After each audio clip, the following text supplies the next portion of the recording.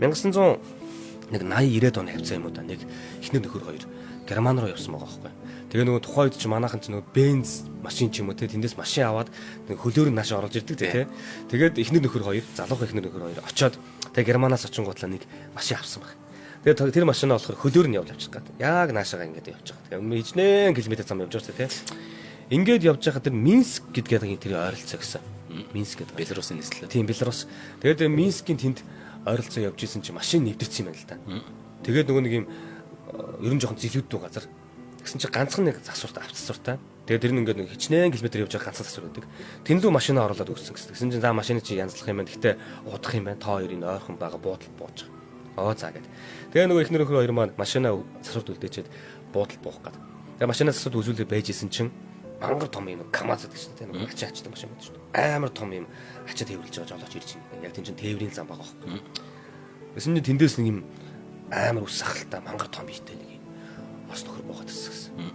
Тэгэл юм ярьжсэн нэг хоёр хүн байхаар нь юм яриад тэгээ та нар хаанаас яваа яасан ийсэн гэсэн чинь бид хоёр Монголоос яваа. Бид хоёр ингээ гэсэн машин маань ингэчээд ирээд гэсэн чинь Монголоос яваа. За. Та хоёр аль буудалд байна гэсэн. Гэсэн чинь ихнэр нь болохоор айгаад идэг. Амар том биетэй харахад сүлдөнөх байна. Ихнэр нь болохоор хажуудаас нь одоо бити баргал хийх гэдэг. Тэгсэн нөхөр нь болохоор гайгүй яриад байгаа юм байлээ гэдэг. Тэр буудалд буудсаа тэдний амрын өрөөнд байгаа гэсэн чинь. За гэд. Машинтаас гоё яваад гэсэн гэж байгаа байхгүй. Харахад сүрдмөд нөхөр гэж байгаа байхгүй. Тэгээд нөгөө хоёр чинь буудалд очичоод ихнэр нь ч үглээл яах гэж хэлсэн бэ? Орой өч орж ирээд дээрэмдүүл яах юм чи хэцүүсаагүй. Тухайн үед чинь нөгөө тэр явж байгаа хүмүүс чинь АК МАК тухай дээрэмдэг байсан гэсэн шүү дээ. Яг тэрийг бодсон нөгөө хоёр чинь айгаа байжсэн. Тэгээд үдсэн чи орой хаалганд төгссөн гэсэн. Дах бонгоолгосон чинь нөгөө нөхцөх чинь гэнэ. Хоёр тор дүүрэн юм ярьсан. Тэгээ орж ирээ суугаад. Тэгээд хоёулаа нэг хоол унд инээ тэрэ болоод ганц нэг юм тавиад ингээд суугаад. Тэгсэн чинь нөгөө Орос тэр Минск гэдэг тэр Белорус нөхөр гэж хэлж гэсэн. За одоо би яг үнэн бодит талаа ярья. Манайх ингээд тосгонд байсан. Манайх ядруухан айл. Манайх ээж аавтайгаа би гуруулахнаа айлын ганц. Тэгээ манайх чинь ер нь ингээд нэг жижигхэн газартай тариа тарин тэрнийхээ баг тариа тарих гэ тэрнийхээ талд нь морь түрээслээд тариагаа тарьчихна. Тэгээд тэрнийхээ мөнгө өгөөд манайх өөрсдөө баг үлмэн сэлмэнд явсан юм айл. Ингээ байжсэн яг дайн дуусаад дайны ар дээрээс манаа тэр нөгөө тосгоны бүсийг хариуцсан хүмүүс нь за дайнд яваад ирсэн мордуудаас те ингээд айл болгонд нэг морь өгж гинэ. Тэгээ айл болгон өөрсдөө ирээд аваарай гэдгсэн гинэ. Тэгээд за гэсэн. Тэгээд аав нь болохоор жоохон архин дуртай. Аав нь тэр морийг авах гээд өглөө нь гараад явхдаа замдаа нэг уудаг нөхөртөө таарчих. Нөгөөдгөнтэйгээ гусаад манаа нөхөр. Гусж жагаад орой алдад би чи моринд гарсан штэ. Эргээд хоос очих юм ихнэртэй алуулна штэ. Тэгээд нөгөө нэг газар хаахаас нүм комисс руугаа дахиад очсон чинь комисс нь баг хаагаад ингэсэн. Ганцхан шиг харж жижиг морин. Тэгээ нөгөө морин авъя гэсэн чинь авч болно. Чамд одоо энэ морил үлдээ наатахал аавна гэсэн. Эний чи ямар морь гэдэг ингэ нөгөө нөхөж ууралсан гэнээс охтоо. Чи зүгээр аав чамд бол зүгээр дээдийн заяа шүү. Наа чин тэр Герман одоо фронтд те толгойд нь тулж исэн Монгол адуу шүү. Явсандаа харамсахгүй ч яав гэ. Тэгээ нөгөө нөхөр чи нөгөө морийг наваа нэрээ хоос очих юм бол алуулна гэ. Нөгөө төгөтлөө зур доромжхон шиг отсон баг. Тэгсэн чинь ихнэр нь хэлсэн. Чи одоо юу аваад ирвэл гэсэн. Нөгөө унаг шиг даах шиг жижиг юм байна гэд. Тэгээ нөгөө нөхөр чи наа чи Монгол адуу гэсэн тэгээ очиод өгсөнд энэ юм байна гэдэг.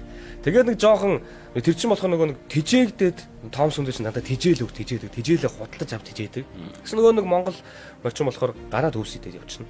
Тэгээ эргээд ихтэй тэнхээтэй нөгөө ч гайхаж байгаа.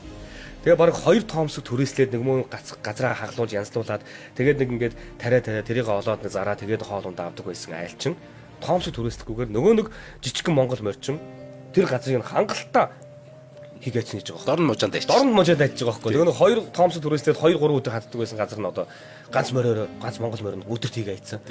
Тэгээд эн чинь юу хийж идэм болоод байна гэдэг аав. Тэгээ нөгөө ядруухан байсан айлчин газраа өөр хагалчих чинь. Дараагийн айлууд нь 2 3 томс түрээсэлж ирснээс эднийхаар түрээслээ. Нөгөө Монгол адуугч түрээслээ. Тэгэн гол нөгөө чинь бүр мэддэг болсон. За энийгээ хэдүүлээ Монгол гэж нийлнэ. Жижигхэн хар мөр гэдэг. Монгол гэж нийлнэ гэдэг. Тэгээ бүгдээрээ ч юу мэддэг болоо тосгоныхаа. Тэгээ аав нь бүр айлын газруудыг мөнгөөр хагалж өгдөг болж байгаа. Тий. Нөгөө муу ядруу байсан айл чинь ингээд тэгээ аав нь мөнгө олж өгдөг болоо. Тэгээд газраа томсгоод ингээд тариа будаагаа нэмээ. Тэгээ нөгөө нэг монголчин ерөөсөө юм задгаа. Тэжээл явж өгөхгүй. Манай одоо ингээд гараад уул хадаар яваад идээл явж өгдөг. Эргээд тосгоноор ороод өвөл мөвлжсэн гадуур явж байгаа. Тэгээд үс дэлмэл нь ургаад сүртэй болоод өвөл ингээл цан татуулаад Монгол адуу зөв тосгон дунд болоод Белорусын тосгон дунд байсан. Дураараа явж байгаа. Тэгээд тэнгуут бүгд мэддэг тосооных нь хүүхдүүд нь Монгол ирж ийн гэдэг дагаад гүйлддэг. Хүмүүс нь баг зам тавьж өгөөд Монгол маань явж ийн гэдэг бүгд тосгоноор мэддэг болсон. Михи ёсолч байгаа. Тэгээ нөгөө өхөж орж ирээд ингэдэг. Тэгээд ажил амьдрал энэ дээр юм жоохон өсөөд ингэнгууд хүүхдээ сургууль соёл сургая гэдэг нөгөө чинь сургууль соёл сургах. Нөгөө хүүчин яваад сургууль сураад их сургууль сураад аюу айтаахан болгоод тэр мөнгө төгрөг нэ тэр юмыг болгоцсон байж тээ. Тэгээ байжсэн чинь араас загтлээсэн байгаа байхгүй. Монгол маань өнгөрсөө. Өнөөдрийн манай гэр бүлийн энэ зэрэгтэй яваа. Чиний энэ зэрэгтэй яваа чинь Монголын ачуу. Аав нь хэлээд тэгээ аав нь бас төлөвлөгөө өнгөрцөө. Тэгээд аав нь захихтаа бидний амьдралыг те энэ морь босгосон юм аа. Чи энэ морийг босгосон улсын хүнтэй таарах болгоно. Ийм адуу билсэн адуу таарах болгоно. Баястай хэлж төгтэй.